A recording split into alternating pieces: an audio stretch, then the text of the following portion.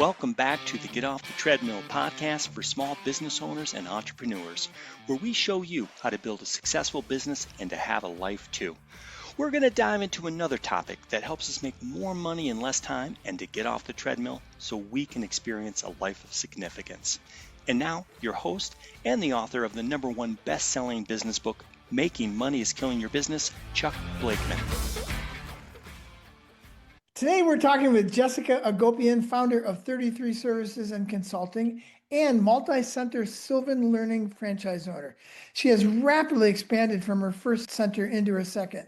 Known for culture-driven growth, community engagement, and connection-based sales, she has masterminded scalable operations without sacrificing quality. Jessica empowers teams to thrive, drives strong enrollment results, and helps others build freedom through systems, not hustle, proving that intentional leadership, process, and culture that creates businesses that change lives. Welcome, Jessica. It's great to have you with us. Thanks for having me, Chuck. And we've got my friend Mark Bellestri, who's in our business with us, on as well, because we're going to have a little bit of a three-way conversation today, because you're a Sylvan Learning franchise owner, and Mark and his wife did that for quite a few years as well. So you guys will probably just go off in a corner and talk for a while, and I wonder what's going on. But I thought it would be great to have Mark on to relate to what you're doing as well. So today we're going to talk about how to start and build a business and kind of how to be the bulldog in getting that started. Jessica, I met you at a conference and I was just attracted to the idea that you seem to grab things and go, and you didn't spend a lot of time in anxiety or sweating or messing around with it. And once you went, you seemed to be pretty tenacious. That's why I mentioned the bulldog. So I thought it'd be good to talk about that today, because I think that's one of the attributes that we need as business owners, whether you've been in business for 20 years or you're just starting out. It's like, do I have the energy and the fortitude to push through to the next thing?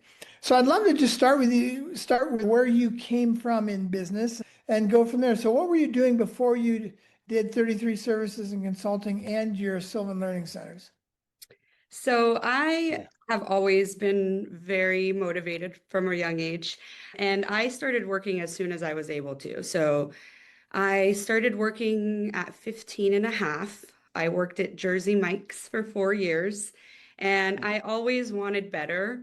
I was very lucky because my parents have owned businesses their whole lives. So I've always known that I wanted to go in that direction too. Obviously, I was a little too young to know kind of what direction I wanted to go in. And so my parents helped with just explaining the benefits of running your own business. And I was able to see that firsthand. And I loved the idea of it. So throughout my working experience, I always knew that I wanted to find somewhere that I loved so much that I could run it myself. And my parents' advice to that was to make sure that you work there and make sure you see how the business runs. And once you feel confident in that, then go ahead and take over. So I went through a lot of different jobs because I was trying to figure out what I wanted to do. And I did some event planning, and every job that I had taught me something so valuable. And I got into sales and I felt good about that. But the thing that was lacking was something that made me feel good and rewarded. I did sales for different companies, and depending on the sales you're in, it doesn't always feel the best. So I wanted to find something that was making a difference.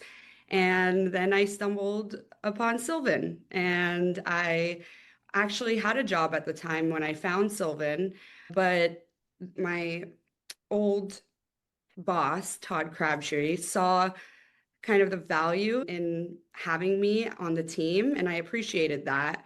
And I started working for Sylvan, and I loved it, and I was great at it, and it felt good, and I was helping students. So that's kind of what got me into Sylvan. Yeah, brilliant. I love it. So you had the fortunate experience, or maybe unfortunate, of having parents who are business owners. So you saw all the ups and downs, and they told you what to look for. Did they give you any of the, and here's the downside? They gave you the upside, but you probably saw the downside. I saw a lot of it. I mean, they had me working at a very young age. They wouldn't want me to tell everybody that. But yeah, I was in the business. I saw what it was like to have business partners. My parents had some business partners, didn't go so well. So I did learn a lot from that. But at the end of the day, I just knew I wanted to be my own boss. I have a lot of good ideas. I want to implement those ideas. And there's just a limit to how far you can go with that when you work for somebody. Yeah, and I think that I want to be my own boss thing is latent inside of most of us. But when you see it lived out in a generation before you, it really comes to life. Pre-industrialized, before factories, something like 90+% of all free people, free families owned their own business. It was natural and normal for you to own your own business, and you were considered a little odd if you didn't own your own business during your lifetime. Now it's just flipped.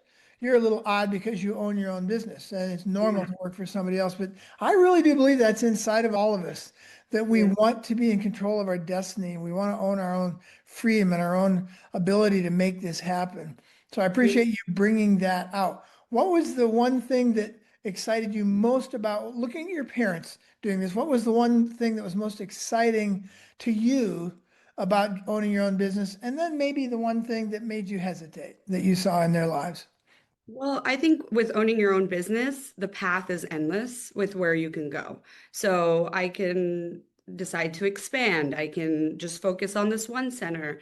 But having someone else in charge of that destiny is hard because Yeah. I want to keep going and I want more and more and more. And that's kind of what led me into Sylvan. I was working for someone who said, maybe your next step is just buying your own center because I'm not sure how much longer I can go with, supporting your salary. And so once I feel like I'm hitting a wall or a ceiling, I always start to see what's out there.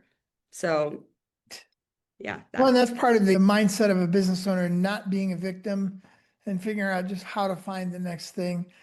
I've long had this conviction that life only has two, a statement and a question that drives everything. The statement is, I can't do that. Well, if that's what you say, then you're done. The question is, how do I do that? Yep. And if you ask that question, then the whole world opens up to you. And I think that's something that business owners really need to grasp very quickly. Stop saying, I can't do this, or this is hard, and figure out, how do I do this? Yeah, this is hard. I'm learning more. How do I do this? So again, you came by that honestly. So what did you see that maybe gave you more pause in the business that you saw from this? Like, maybe I don't want to do this.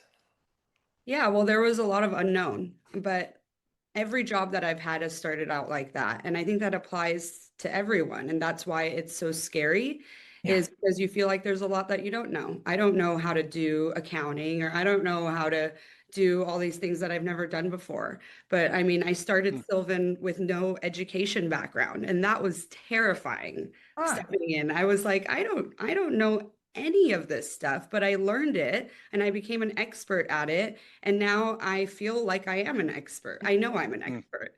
So everything is teachable. And every time I see something that I can't do, I just think, and I've told all of my friends this too, who are out there in the workforce trying to find their next thing.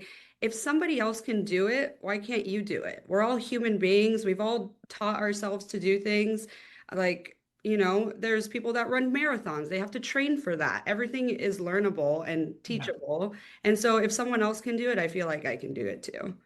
That's beautiful. Mark, you've worked with a lot of Sylvan centers and you've owned your own, and you've seen a lot of Jessicas come through who didn't know what they were doing. Mm-hmm. And I'm guessing you've seen a lot of different responses than hers. Oh, yeah, absolutely. And, first I want to give a shout out because, Jessica mentioned something that I think is really important. She was fortunate enough to be hired by I think, a true leader in the Sylvan system, Todd, and he believes in growing leaders. And so I think she had a great opportunity to not only be in that position, but then because of your background, Jessica, even though you don't know the education business, you saw what it's like to be an entrepreneur. And then you had this support of another great entrepreneur, Todd Crabtree. And so what I love is you have this can-do attitude, plus you have this support system. And I think that's what's the difference for a lot of folks who maybe aren't familiar with that particular franchise or the skill sets that go along. In most cases, Sylvan is for educators. That's what they attract. Jessica's an entrepreneur, though. She's a business owner. Yeah. And what she provides in her business is outstanding education for families and students. That's different. And she had great mentors to help her along with the genetics of her parents. Absolutely. Yeah. And I think one of the other pieces to this is that you came into doing something that you didn't understand. And I would say there's, over the years, I've experienced that there's two different kinds of people who own businesses. One is what I would call a business owner. And a business owner, and it's just my phrase, but a business owner is someone who kind of learned the business, knew it really well, and stayed with it and bought a business or took over that business. But they learned one thing. They learned architecture or being a surgeon or being a violin maker. And they at some point took the jump and started their own business, and it was the same thing. And they stick with that for their whole lives because they're really good at it. That's a business owner. And I think we need mostly those. Then there's the crazy people like Jessica and me and Mark, and I would call us entrepreneurs. Entrepreneurs distinguish themselves differently by saying, yeah, that looks like a really good business. I don't know anything about it, but I think that if I got involved, there might be something there. Let's do that. And that's odd. And there's a lot of train wrecks involved with that. We don't need very many of those people.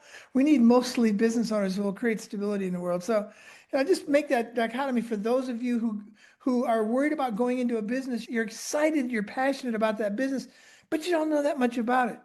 That's okay. Here's the dirty little secret. 75% of business is generic.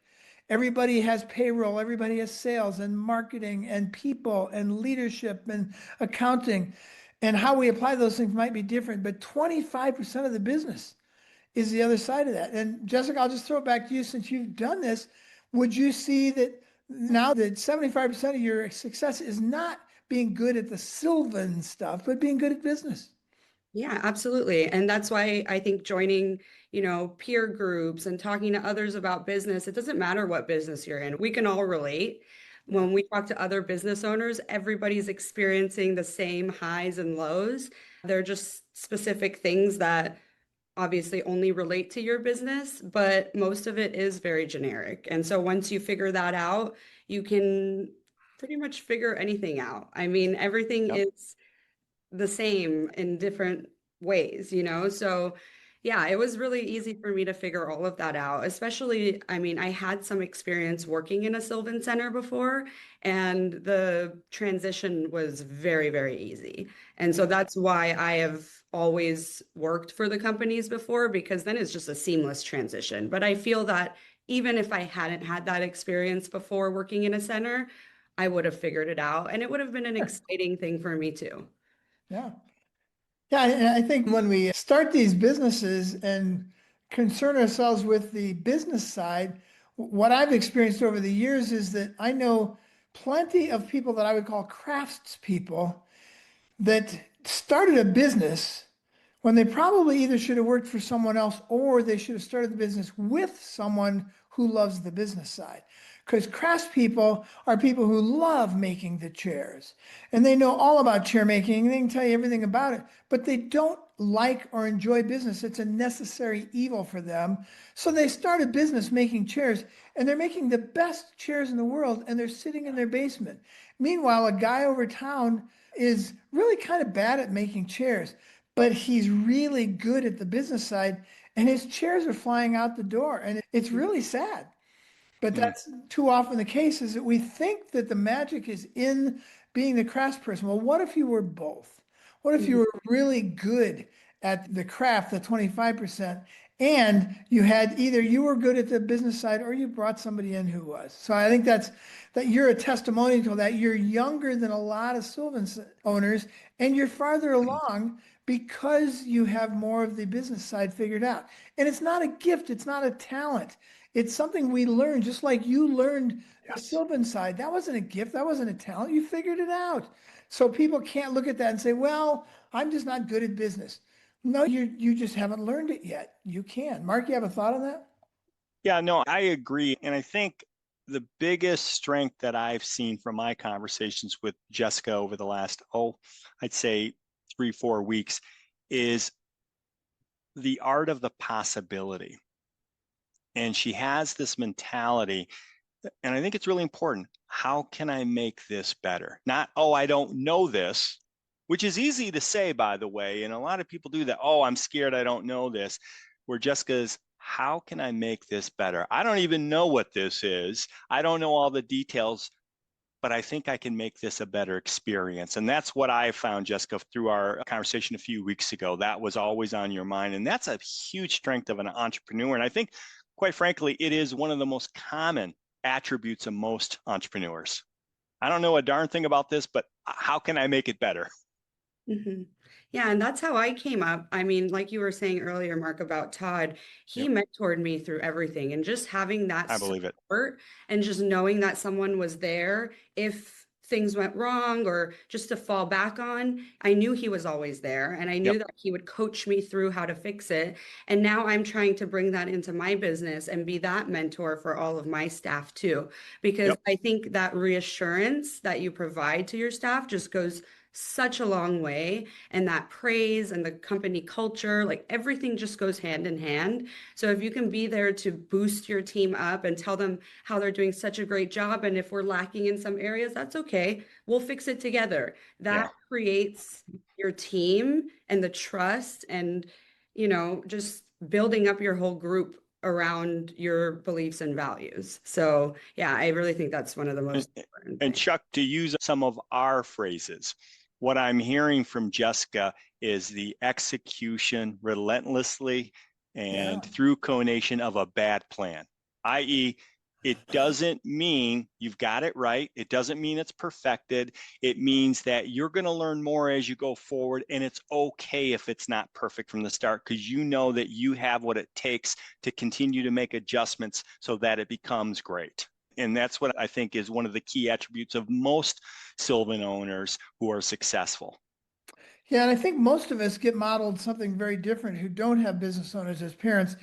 We get modeled that we need to know everything before we get moving. Everything has to be figured out and get it perfect. And we know that in business that doesn't work. So Mm-hmm. the mantra becomes planning doesn't create movement, movement creates the plan. And it's only because you got moving. Yeah, you want to figure some things out, but there's a lot that isn't figured out, and that's okay. I will get it as I go. It won't kill me. And it's very difficult to get many young business owners or even anybody starting a business to realize that the best way to figure this business out is to go sell something, get moving, figure this out.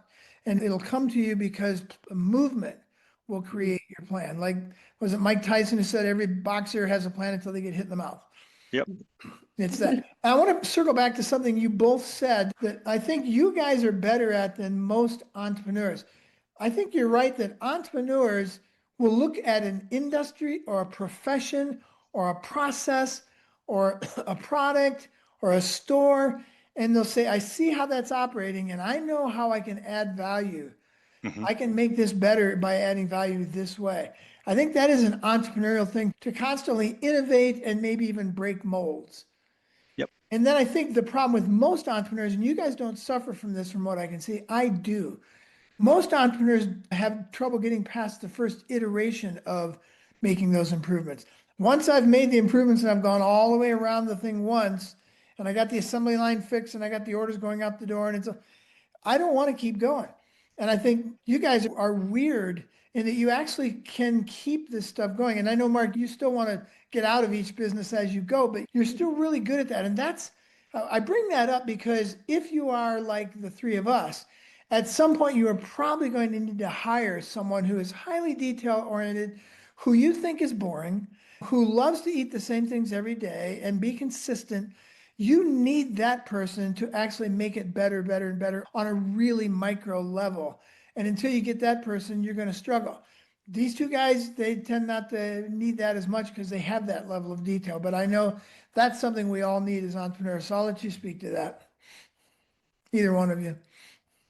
Yeah, no, and Jessica, the example I'm going to give that when we had our conversation, Jessica is bravely, and I mean this, it's a big endeavor. She's taking over the Franchise Owners Association Preferred Vendor Program. And what was really interesting, because I also was in those same shoes, so that's why we have a lot in common, was she wasn't looking at it, what's broken or anything. She approached it with, how can I make it better? That's a different mindset. It's subtle, it's a nuance, but it was more, what can I do to give more value? How do I make this better? I just think it's a different mindset, and I think it produces better and more consistent results in the right direction versus something's broken, I'm going to fix it. Yes, that's always a possibility, but something doesn't have to be broken for you to make it better as well. And that's where I think Jessica has a really strong strength. And she's going to find things that, oh, now I know why it's being done this way. But then she's going to find other things. I know why it's being done, and I know how I can make it even better. Thank you for that. Yeah, Yeah, well, it's true. I feel like the world is changing, and a lot of these businesses, especially a franchise like this, has gone through a lot of changes, and it's hard to keep up with that. And I think just having a positive and fresh perspective on things, on how can this better my business, is really important, instead of thinking of it in a way of like how it's going to affect my business. And so rolling with those changes and implementing them into your business and getting people excited about the changes, I think is very important, because otherwise it becomes a negative thing and it falls onto the rest of your team and they can feel that negativity. So just boosting them up and saying that this is a positive change, this will help you, this will make you more efficient and make the whole business efficient overall. Yeah, and that mean might, it. and mean it. Yeah, because a lot of people can say that, but you exude that philosophy, and people can sniff out on authentic people versus authentic. Yeah, and one of the other reasons I wanted to have you on is because you have the mindset that reminds me, I use this analogy a lot because I think it's a really healthy mindset for business owners. We should be a stream running downhill. A stream running downhill has one objective. It knows exactly what it wants. It wants to get to the ocean. And it's relentlessly doing that no matter what it runs into. And when the stream runs into a beaver dam, it doesn't get emotional. It expects beaver dams. Like, of course, there's going to be obstacles in my way. I'm moving forward. I'm going to cause my own trouble. And too many business owners, to your point, they get involved in something and then something happens and they get either surprised or sad or frustrated or angry, as if that wasn't going to be the case. And that's the learning opportunity. That's when we actually grow. If we figure out how to blow up the beaver dam or go around it or go under it, we've learned something. So the next time we hit a beaver dam, it's even easier. We can go faster. So I hear that in your thinking. It's like, oh, that's hard. Oh, we're not supposed to be able to do that. Oh, okay, let me figure that one out. And that is really valuable. And again, you didn't come by that naturally. I'm sure you had your parents doing that, but I think that's also a way that you have decided to live over the years. And so you've got that mental and emotional muscle that I just want to highlight for our listeners. This is a really valuable thing that we all need. Stop whining, stop being the victim, and figure out how to use the thing coming at you for your own benefit and watch what happens.